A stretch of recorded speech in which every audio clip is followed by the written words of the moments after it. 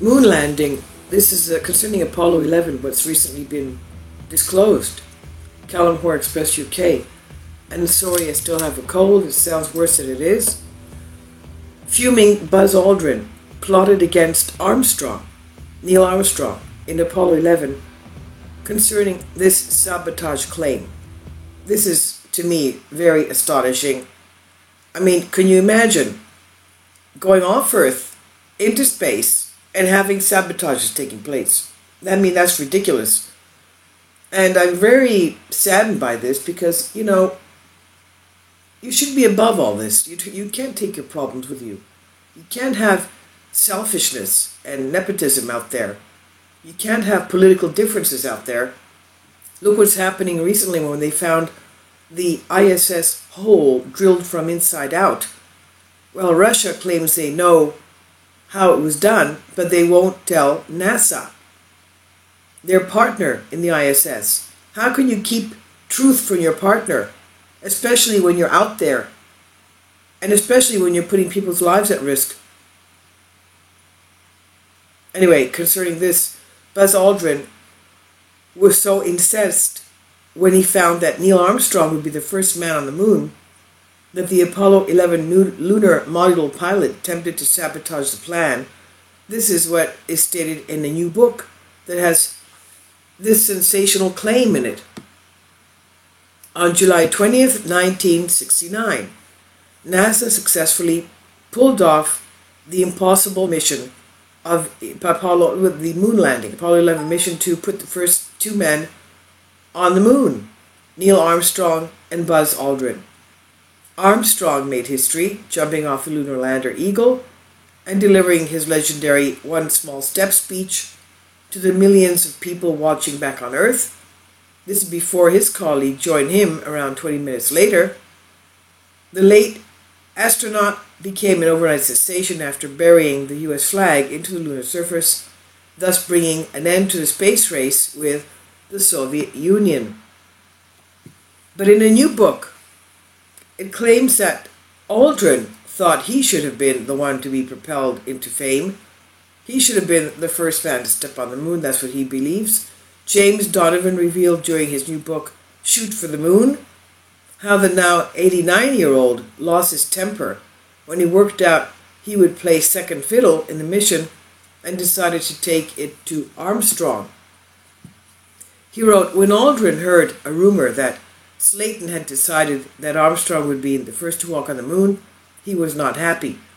He also heard that Neil's civilian status was a reason for the choice.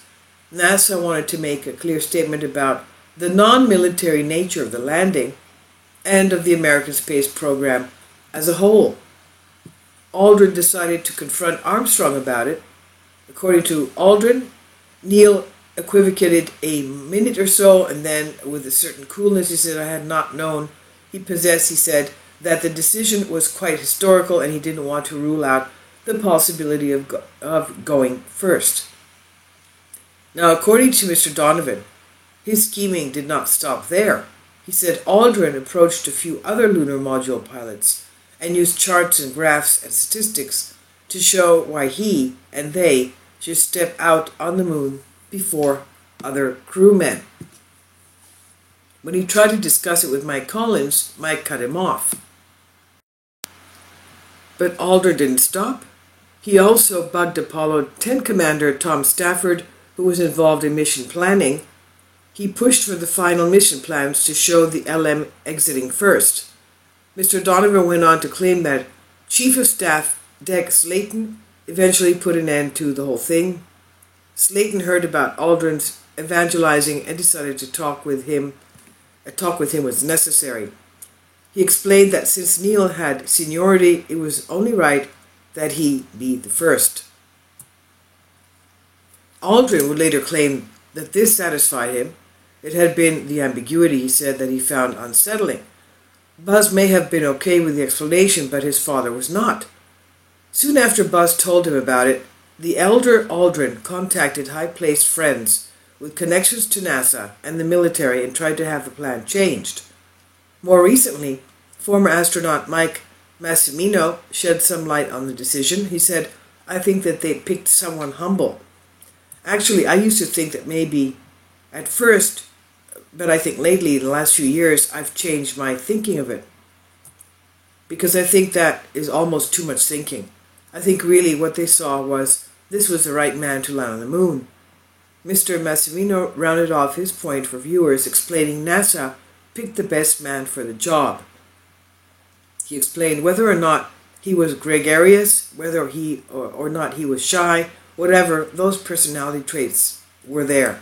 He was the right man because he understood what was happening. He was going to focus on that job 100%, not be distracted.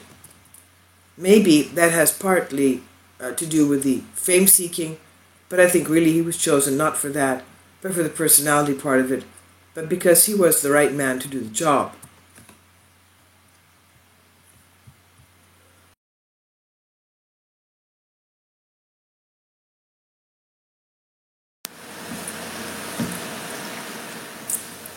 If you'd like to join me on my Patreon account, you will hear content not covered by mainstream media.